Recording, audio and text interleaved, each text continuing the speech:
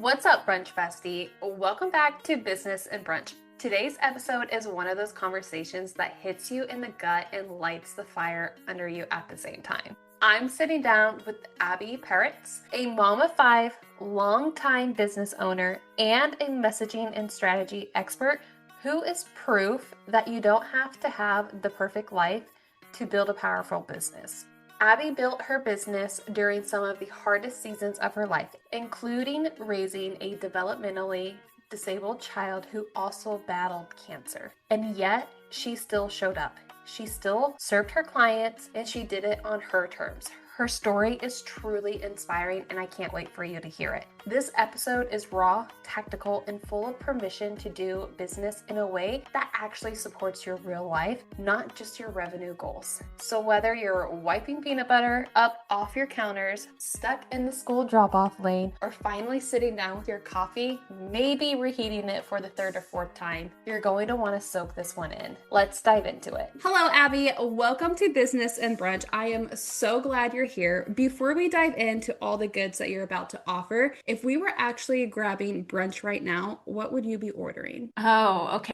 Well, first of all, coffee. I would be ordering a cappuccino, non-fat milk if they have it, but like I'm not like a stickler for it. If they don't have that, I'm cool with it. And gosh, I love brunch. I love meals in general, but like breakfast food is the best. So I would probably go for something. I love like an eggs Benedict kind of thing. I think you are literally like my soulmate and match made in heaven because that is exactly what I order every single time is a I love it. cappuccino. And down the street we have a really good breakfast place that has a traditional eggs Benedict or a smoked Nice. salmon eggs Benedict, and that is what There I you get go. every single There time. you go.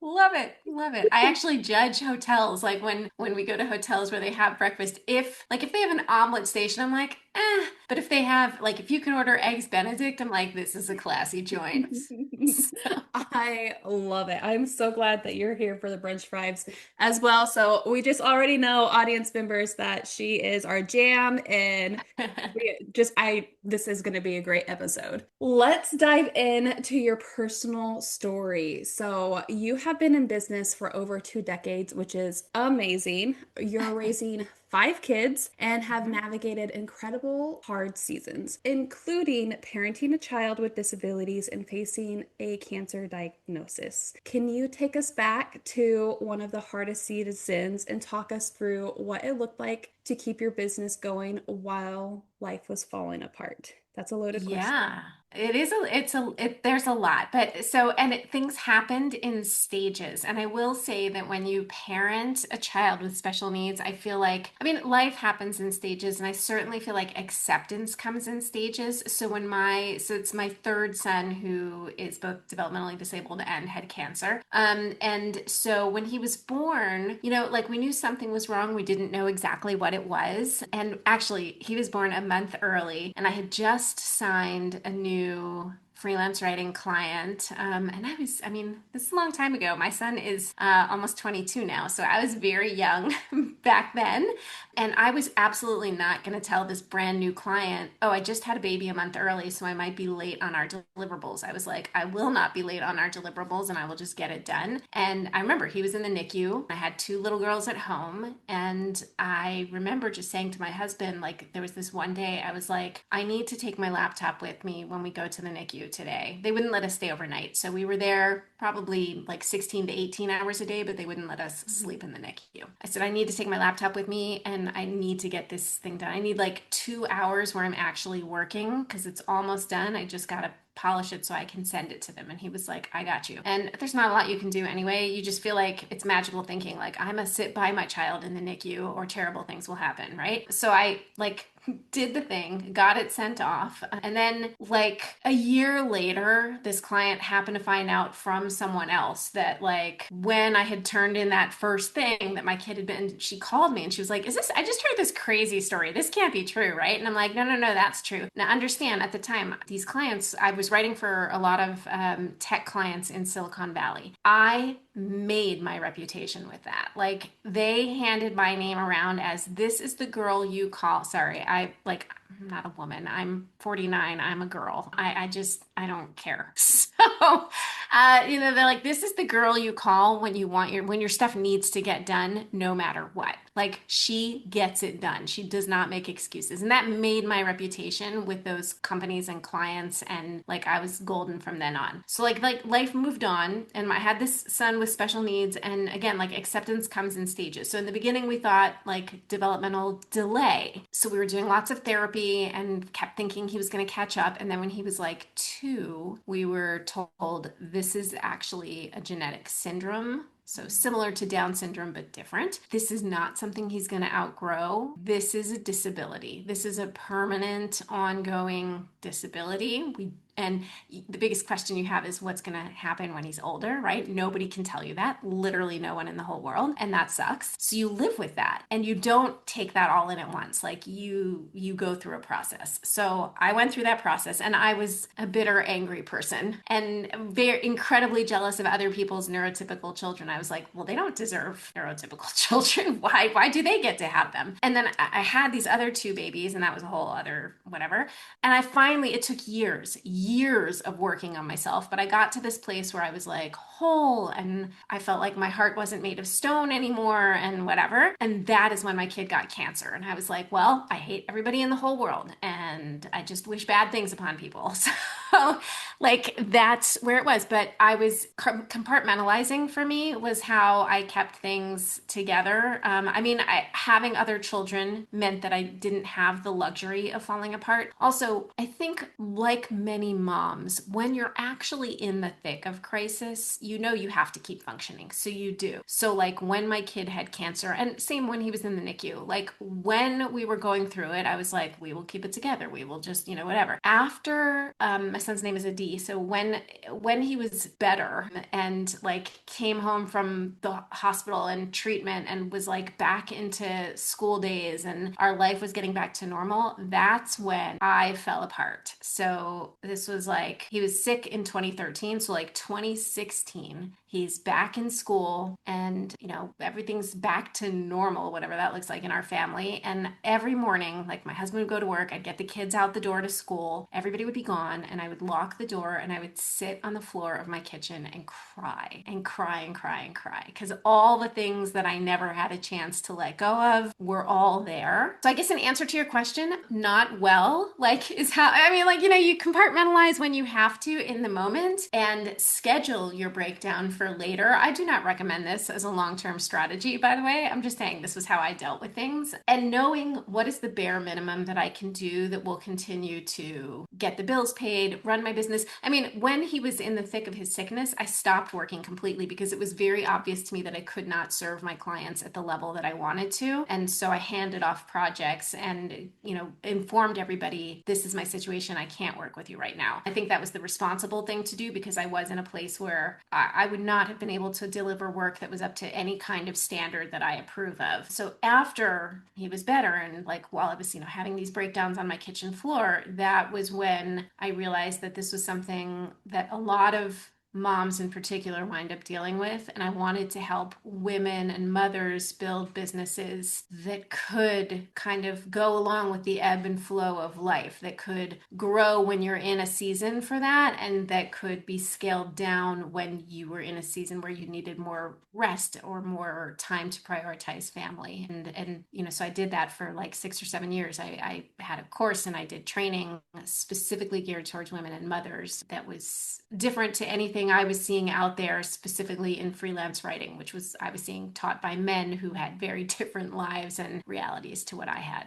Okay, well, first of all, you are an amazing woman, Thank you. and your story is already just absolutely inspiring. And I can see, just like for on this video, even though that this will be an audio recording, just your passion and your love and just everything, all the emotions coming out through as you tell your story. And just, I have so much love and respect for you. And I really Thank you. it's a hard story, but it's so inspiring as well, because you could have let that control your whole life, and Mm-hmm. instead you did, which I think as well is the responsible thing. You took a step back, you took care of your family, you took care of yourself, and then you used that journey to help other lives and impact others. And that is so inspiring, so amazing. I'm gonna get Thank emotional. you. So We can just cry. It's all good. now that it's been a little bit, Mhm. is your son doing well? Is the family doing Thank well? Business God. doing You know, he is healthy. Like I said, he's almost 22. He still has special needs. That's something that's for life. But he lives now, he lives in a group home during the week where he gets to go to work every day. He has like afternoon activities. He's got a whole social group. And that's really exciting for him because he saw his older sisters finish school and move on and move into their own apartments. And so, he didn't know was that going to happen for him too. And we were really lucky we found a great place. He comes home every weekend, so that's really nice and exciting. And yeah, I mean the family as a whole, like after everything went down, yes, like all five of my kids were in therapy at one point because that's what happens. It's the family breaks down, but we put ourselves back together. I'm so glad to hear that everything is Thank you. doing well and you guys are, it sounds like you all are thriving and Thank you. you're doing amazing work just within your business. So let's talk about kind of what did the shift whenever you started to get back into running your business? How was that getting back into after you went through your own recovery Hmm. as well and started working again? Tell us a little bit about that journey. Well, it was really born of like, I was in this very dark place. Like, crying on the floor of my kitchen. And I realized that the fastest way out of it, whenever I've gone through like a rough time, the fastest way for me out of it is helping other people, is connecting with other people. And that's what I did. I was in a Facebook group with moms of other kids with cancer, and many of them were US based, and the US doesn't have a great health insurance system, to put it mildly. I live in Israel and we have a different system, much better. And like all of my son's care was 100% covered. We paid $0 out of pocket, which was amazing considering the amount of hospitalizations and emergency surgeries and medications and whatever that would have bankrupted us in the United States. And so, anyway, I saw that there was this need. These women couldn't maintain regular jobs. Even when your kid is better after cancer in the beginning, they're not in school full time. If anybody in the school has chicken pox, you've got to keep your kid home, like all kinds of things that go on. And so I started showing women in this Facebook group very informally. I mean, it was literally like me from my personal email address, like, do these things, say these things, and you should be able to market yourself as a freelancer. And they would write back and they'd be like, oh my God, I did what you said. And like, here's $500, So like, wow. So that was really cool. Like seeing that it was having this direct impact on women's lives was really exciting to me. And I thought, this is cool. I could get into this. So I designed this course that was all of the knowledge that I had from having worked as a freelance writer with clients, like literally how I got started. Because when I got started, I was 21, 22. I don't have a degree in anything. I dropped out of college twice. I don't have formal training. I read books, I looked up things, I learned things, and I put them into practice. And so I taught. I taught how I did this, the strategies that I specifically used.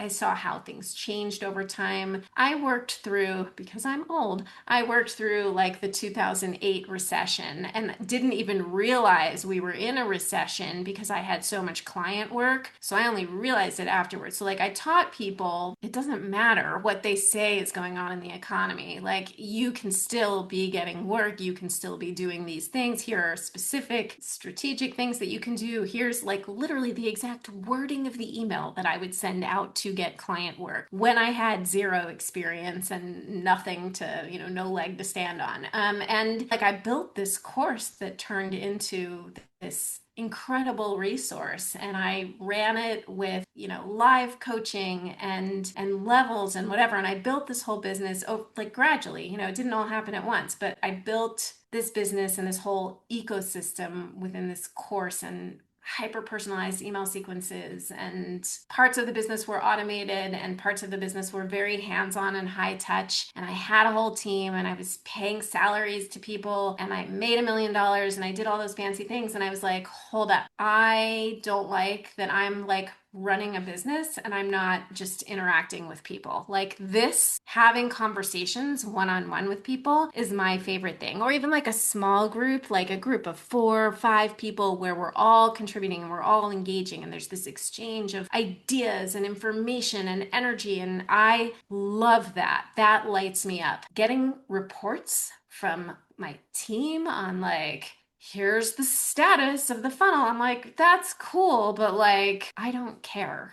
Like that was not fun to me. So, and there was also, so I was already like, I was unhappy with the way my life looked. And I heard you describe something similar in a recent episode of yours when you talked about getting to those 20K months and building the systems around that and reverse engineering what makes you happy. I am a person who, particularly after Adi was sick and got better, I made a very conscious decision in my life to choose joy. Like in every respect. I went through my closet after that and all my shirts were black. I threw them all out. Okay. Like I have, Barbie shirts and strawberry shortcake. I love the graphic tees section at Target, by the way. Like shout out. They are just the best. I started doing my nails. I started getting hair extensions. Like I was like, I choose joy in my life. I want to feel good. I want to be happy. And that was something that I knew I had to make a conscious choice for. And then we can go so dark.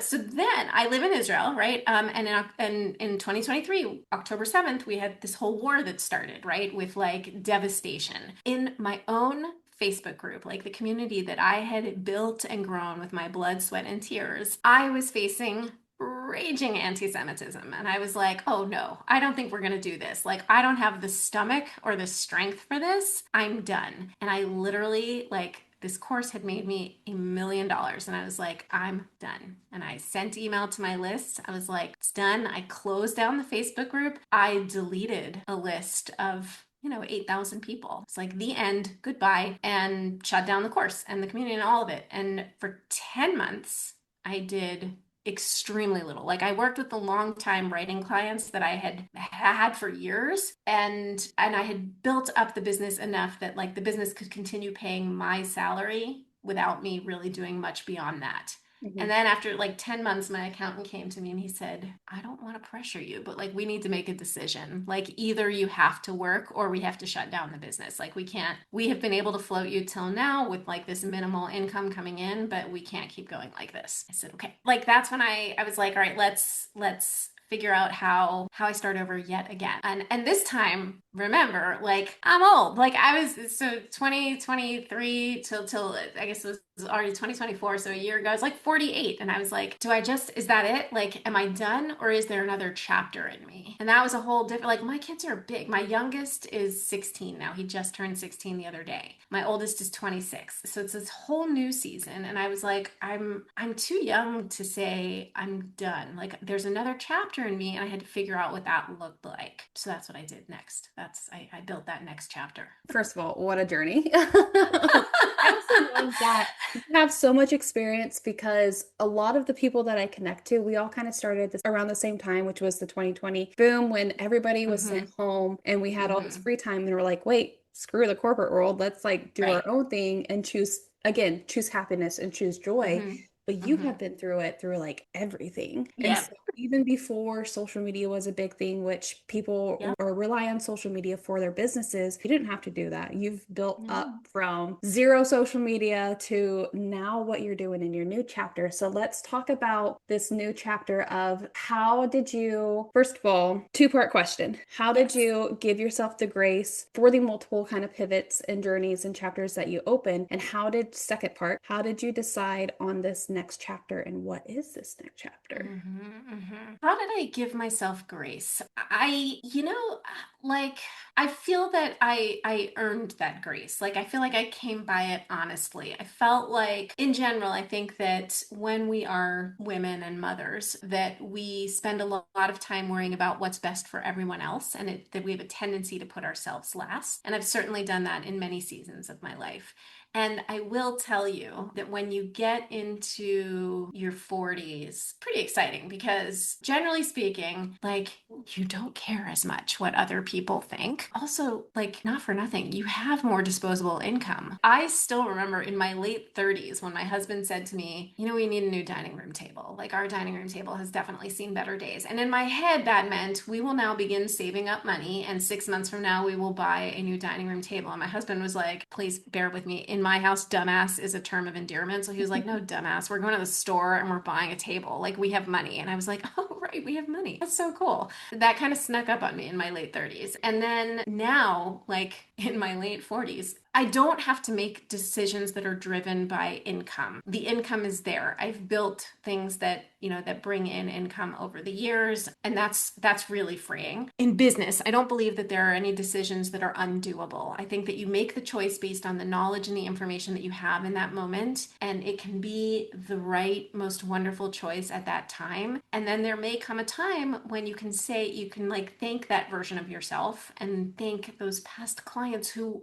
you were so grateful to have at the time, and they're just no longer the right fit for you now. And there doesn't have to be animosity, and there doesn't have to be unhappiness about it, and it doesn't have to be the kind of decision where you're saying, well, you know, I regret. No, it doesn't have to be with regret. It's, I'm so grateful that I had that opportunity, and now I am so grateful to turn and pivot into this new opportunity. So I think that's how I approach that. And I think some of that does come with age. I mean, maybe some people have that innately in their youth. I don't think I did. I think I learned a lot as I got older. What I turned to was, and I had to really think about, like, what do I want to be doing? And what I discovered was I really wanted to, I see so many people who are so good at things and who don't realize how good they are at what they do. And what I see is with people, and I call them experts. And you can be an expert even if you're in the beginning journey of your business journey, because you're coming in with that expertise, that thing that you're really good at. And what happens is when you're really good at something, so for me, it's writing, right? Like I don't have to think hard to write. Like I'm really good at it. I've been doing it for many years. But even when I was younger, I was really good at it from the beginning.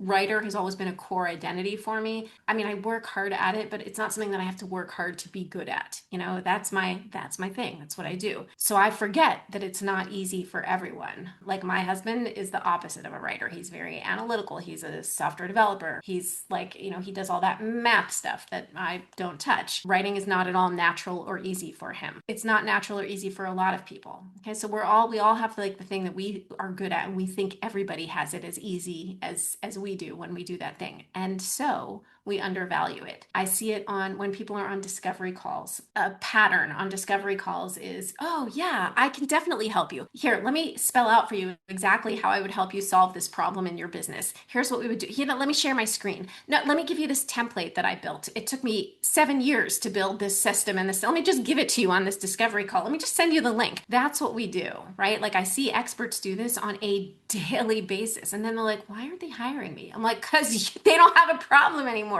You literally solved their problem on that discovery call, which you should have called a consulting call and charged $1,000 for. Like that, you just gave that away. And I see this all the time. So I start, you know, I love getting on a call with somebody and, you know, hearing them talk about their business and saying, oh, these 3 things that you do, like at the start of every project, like just as your natural, like I'm setting up the project, you should be charging for that. Like that's a system. They didn't have that before. You should actually be charging for that piece. And like, I can't charge for it. Yes, you can. So like finding that hidden money in other people's businesses, I love that. Showing people the places that they're missing out on the value that they're delivering to other people.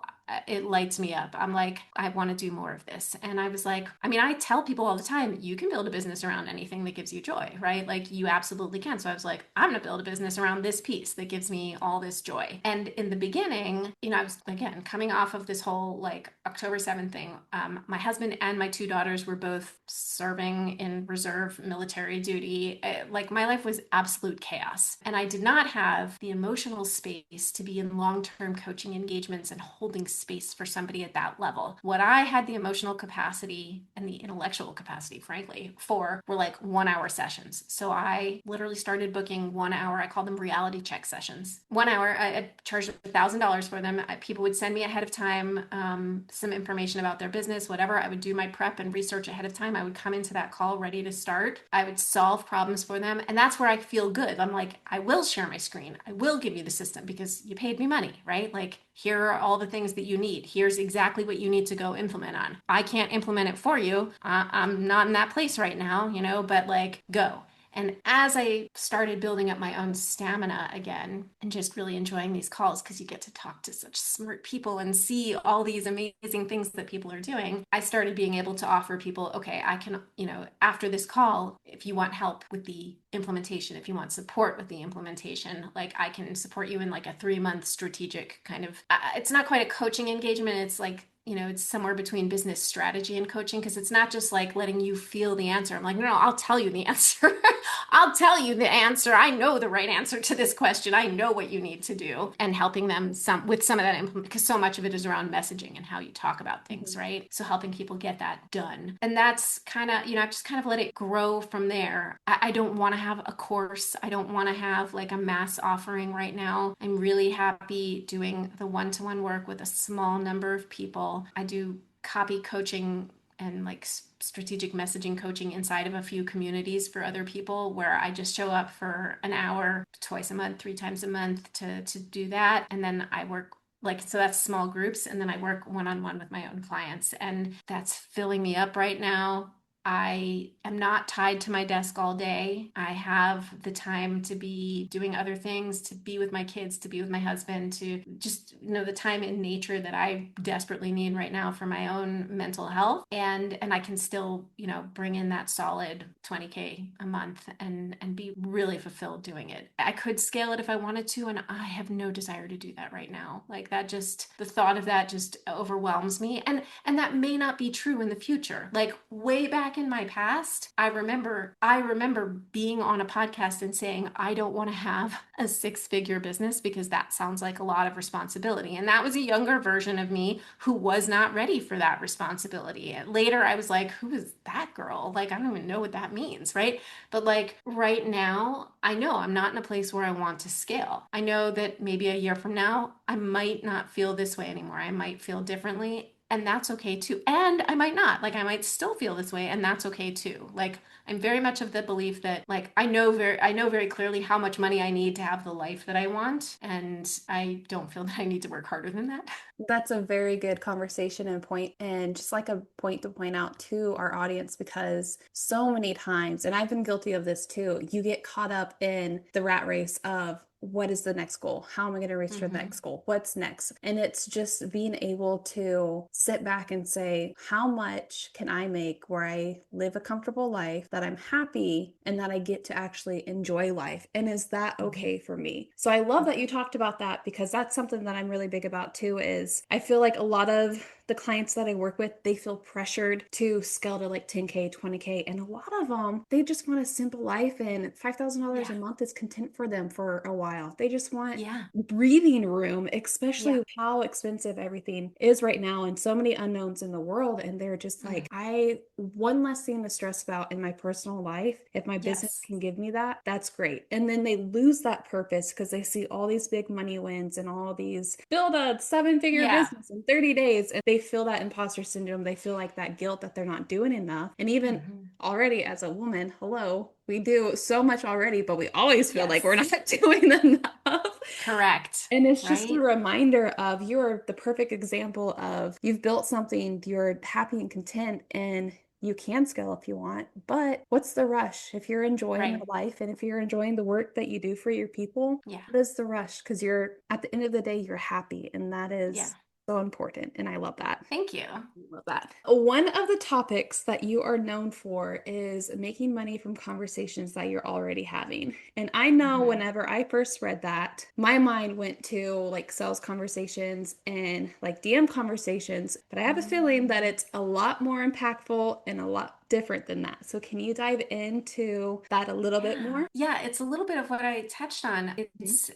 It doesn't even have to be the sales DMs and all of that. And I actually very rarely do that in my own life, and I definitely am not the person to like teach it. But yeah, it's more like when you are a business owner, you are naturally the kind of person who wants to help people. And because that's what business is. It's literally helping people, right? And so most of us are just these natural born givers, and we want to fix the problems that we see for other people. And so when we're having conversations, when somebody starts telling us, yeah, this is the issue that I'm having, we want to jump in and solve that problem for them. And that's stuff that most of the time you should be getting paid for. And I don't want to say that like you have to charge for every single conversation that you have and you can never be helpful and you can never be kind. Wrong. That is not at all what I'm saying. Part of why I like to charge appropriately and why I encourage my clients to charge appropriately is I want you to be able to give generously. Like, I know too many people who take on way too many clients because they're not charging enough. And now you're stretched thin, right? Like, you're picking fights with your spouse and you're yelling at your kids because you're overworked. You're not getting paid well, so you don't feel valued. You feel undervalued. You feel resentful about the work. Nobody's getting the best part of you, right? Whereas if you flip that and you are working with fewer people, but you're able to work with them more deeply and you're able to really give generously of your time and your energy and your knowledge and your resources and whatever, because you're charging enough for it. So, like, one example is, like I said, so, when I was doing these 1 hour calls, I would, ahead of time, I would say to people, I would give them some questions to answer. And I would say, you can answer these any way you want. You can write me your answers. You can Loom video. I don't care. The more information you give me ahead of our call, I will take it all in and I will do research and I will show up better prepared to our call. So it's on you. Like, you can do. So some people would really, give me good meaty stuff to dig into. So I might have time even before our call to create some kind of bespoke resources for them. So I'd show up to the call with those. Sometimes people didn't want to get into that much detail ahead of the call. And so on the call, I'd hear things from them. And then I would afterwards sit down and say, okay, I see that in your business, it would be really helpful if you had XYZ. It is not hard for me to create that resource. And I feel fine doing it because I've been paid money. Like, you've showed up, you've paid me, you've respected my time and my authority and my intelligence, my knowledge. I'm happy to share that with you now. So, and when I have clients, I mean, again, most of my clients have been with me for a long time. And when I have clients who have been paying me money for a long time, I am so happy to jump in. Like, if one of them, on a Sunday night will be like, oh my God, my kid's applying to college. Can you read the essay? Yes, of course I can. Of course I can. Like, I'm happy to do that. I'm happy to say yes to things. I had clients for years who were on copy and content retainers with me where I was, doing a set of deliverables per month. And if once in a while they'd say, oh, we're going to do this extra landing page, or even I'd come to them and I'd say, you know what, I really feel like this resource we're highlighting in this email here needs its own landing page. Here's what I wrote up. Like, we can tweak anything. Whatever. Like, I'm not going to say, let me charge you an extra $800 for this. Like, that's not, I don't want to treat my clients that way. I envision a world where, like, we can all go on vacations and it can be like, I'll pay for this trip to Tahiti. You pay for the next one to Hawaii. Like, I want us to all have that kind of money and be able to do that, right? Like, that's my dream. And I want that relationship with my clients where I can say to them, oh, this email sequence needed to be 12 emails and not 8 like we talked about. Here's 12. I'm not charging you extra because this is what I know is going to get you a better result. So when I say get paid more money for the conversations you're already having, there are so many things in those conversations that you are giving away that are highly valuable. And I need you to recognize the value in those things and not just give them away. I need you to be charging appropriately for those conversations so that you can continue having them and have them with your whole heart, rather than like where you get off that discovery call and then you feel resentful because the client ghosted or the client came back and said, oh, actually, we're going to do this on our own because you told us how, and whatever. Like, I don't want you, I hate when I see incredibly talented people struggling in business because they don't see the value of what they're giving away. I can relate with that. I am definitely one of the people that will give stuff away for free just because I have the mentality of I never want to gatekeep. So, like, people come and Yeah. ask me questions in the DMs, and I'm like, yeah, let's go ahead and have like this full conversation and I'll help them out. And if I'm like, okay, we're hitting boundaries, maybe you should actually like set up a call. But I also know I 100% give away way too much, and I should have probably just set up the call in the first place.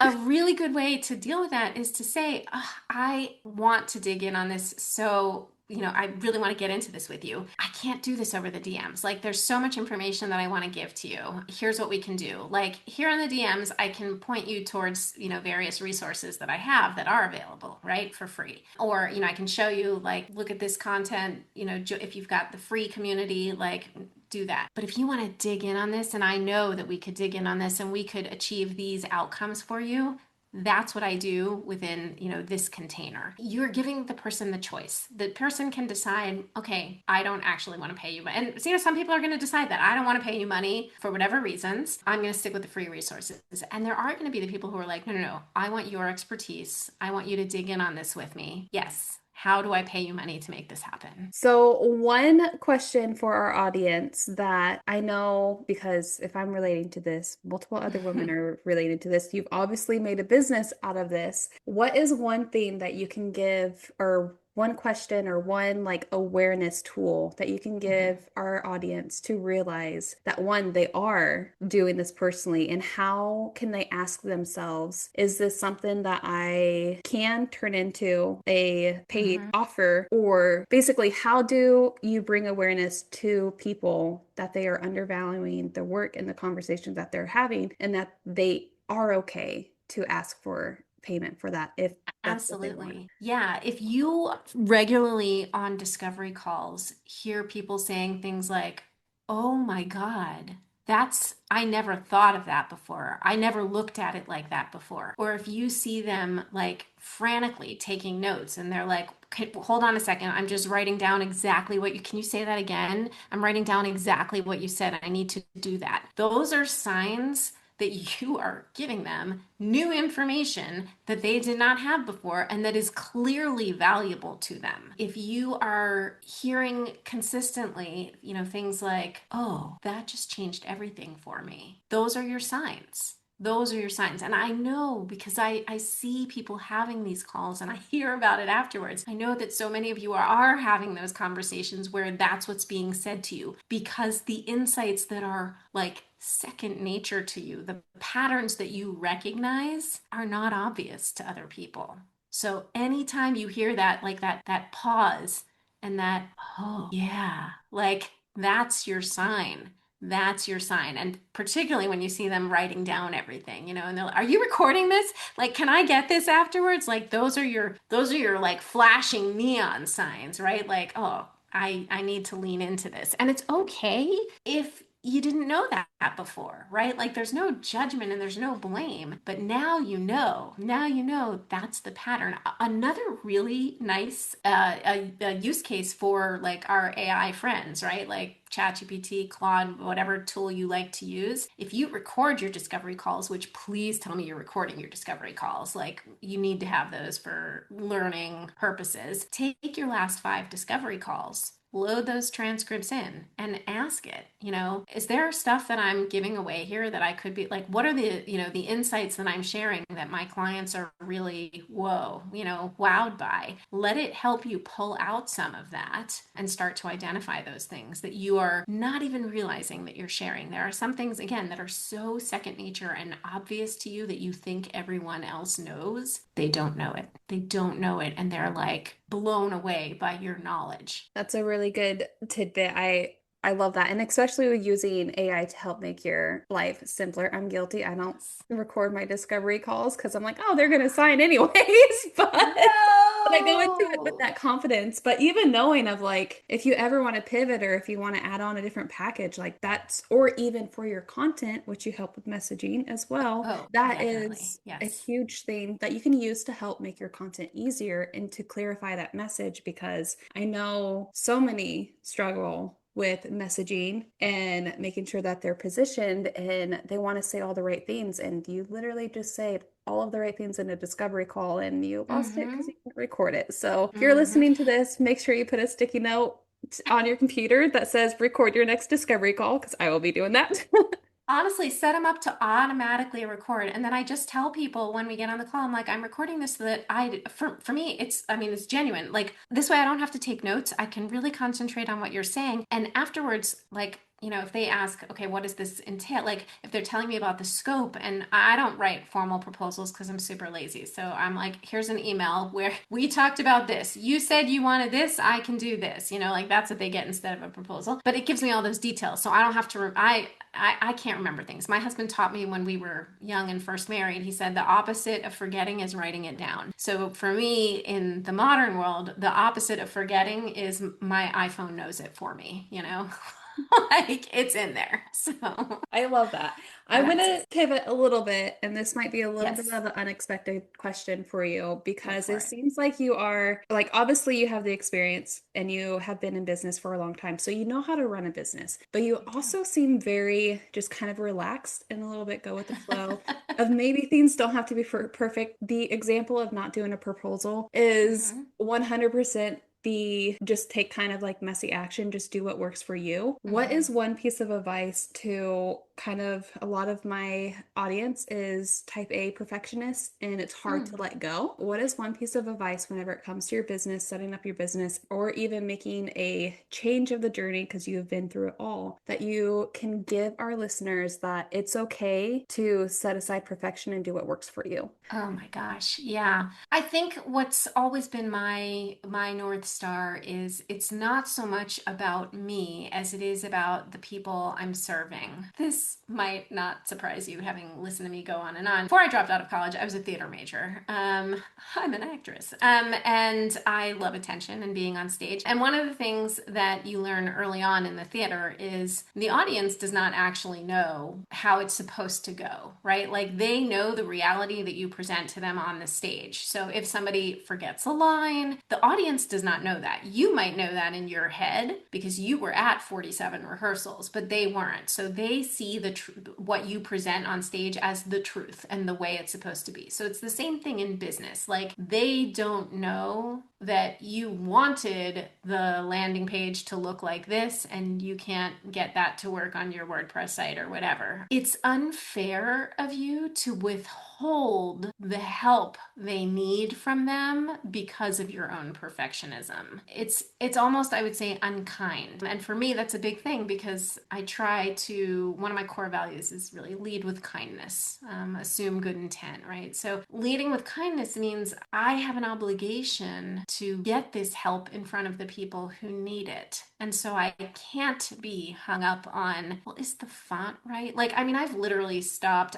Back when I started, I did all the fancy and this was before Canva, guys. So, like, this was like paying designers to do things in, I don't know, whatever they used. And now all of my, I mean, if you could call them lead magnets, all two of my lead magnets are Google Docs. I'm like, you know what? People actually print these things or they want to save them to their own drive. And it's much easier if it's just a plain old doc. I mean, like the fanciest thing that I do is I change the color of the text sometimes to like call attention to things, right? It's not about the trappings. Nobody cares.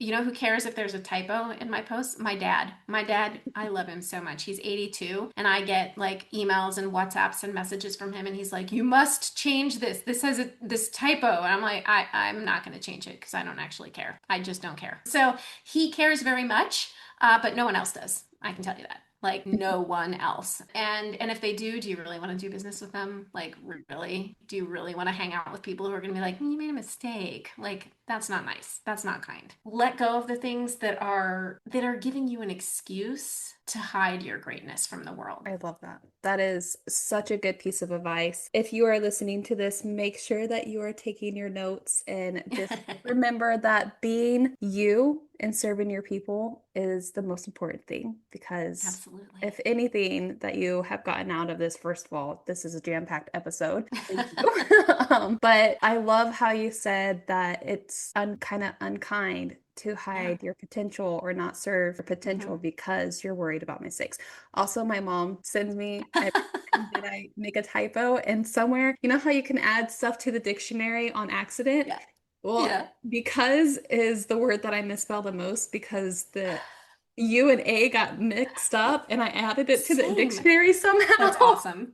That's awesome. I love it. So, That is another one. I make a mistake on that one a lot. And I just yeah, I've given yeah, up at this point. I'm like, you know what? I put out LinkedIn posts with typos in them. I don't care if somebody wants to not like, to me that's a screener, you know? Like if you're gonna not work with me because I had a typo, cool. We're not a good fit. We yeah. can move on. We can both be happy with our lives. So, but I'll be happier. So, Like, thank you, Mom, for telling me I had a typo, yeah. but so I Not also gonna fix failed it. grammar whenever I was in high or college. So, Yeah, there you go. Yeah. All right. This has been amazing. I want to talk about, so you've mentioned your free resources, and that Mhm. is one of the ones that you shared with me is the hidden money map that helps people find money in their businesses right now. Did I get that correct? Understand that? Yep. Yep. Perfect. Can you tell us a little bit more about it and how to grab it? Obviously, it'll be linked in the show notes, but if people want to snoop around and find you, just a little Sure. bit If you more. want to snoop around, I am at successfulfreelancemom.com. And again, because I'm like in this minimalist phase of my life, it's like a two-page website. Like, so right there on the homepage, there's a link to grab the hidden money map, which will also sign you up for my weekly newsletter, which is frankly freaking awesome. So the hidden money map helps you really start to spot those patterns and the way that you're giving away all that money in your business. So it's got some of the patterns that you can start to recognize in your own business about how you're giving away money, how you're missing out on opportunities to really be monetizing your expertise. A big thing that I think a lot of people don't realize is that you don't only have to get paid for deliverables, you can get paid for your thinking. And that's really, I think,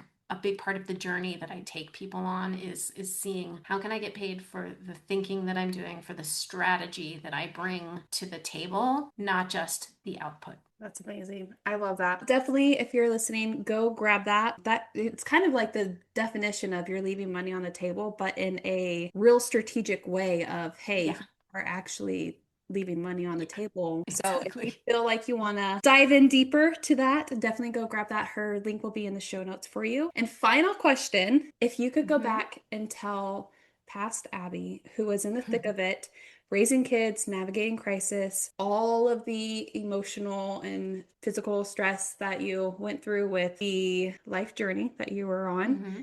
plus Mm-hmm. building a business and all the shifts that you made. What is one thing that you would tell her and what would it be? I think I would have told her, you're enough at every stage. There were times when I definitely didn't feel like I was enough, in the sense of, I don't feel there's enough time in the day to do all the things that I want to do. I don't feel that I'm contributing enough financially. I don't feel that I'm showing up enough as a mom, right? Like I felt not enough in many ways. And I think that I would want my younger self to know that I've always been enough in every iteration of myself. I love that. I think that Thank is you. a great place to leave off. That's such a powerful message. I think we all need to be reminded that we are enough and we are the person that we're meant to be, and just also choose happiness. Definitely. Absolutely. Thank you so much for having me. Yes, so thank you, Abby, for joining us today on Business and Brunch. And you kept the conversation real and messy with some strategy, and I absolutely love it. This is a jam-packed episode, and just thank you for your time and all your knowledge. And I absolutely love how your brain works. And hi, Brunch Bestie, we just became best friends as well.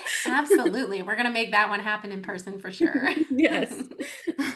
Well, thank you so much again. Thank you. Did I tell you this was going to be an amazing episode or what? This episode is so good and so valuable. I hope you got so much out of it. Abby is the definition of real, no fluff, no filters, and she provides so much wisdom for the woman who's building her business while juggling everything else. If today's conversation lit you up in some way, shape, or form, go check out her free resource, the Hidden Money Map. It'll help you start making money from the conversations you're already having. The link is in the show notes so you can grab it. And if you're loving Business and Brunch, take 2 seconds to rate plus review the show. It helps more moms find this podcast and feel a little less alone on the wild ride of building a business. And don't forget to screenshot and tag me and Abby, our handles are in the show notes, on Instagram, and share what your biggest takeaway from this episode was. I truly hope you enjoyed it as much as I loved interviewing Abbi. Thank you so much for tuning in, and I'll see you next week on Business and Brunch.